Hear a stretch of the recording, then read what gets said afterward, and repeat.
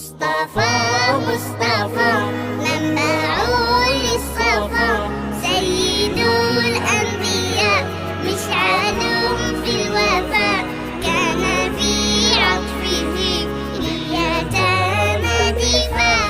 مصطفى مصطفى منبع للصفا، سيد الأنبياء مشعل في الوفاء، كان في عطفه لليتامى دفاع.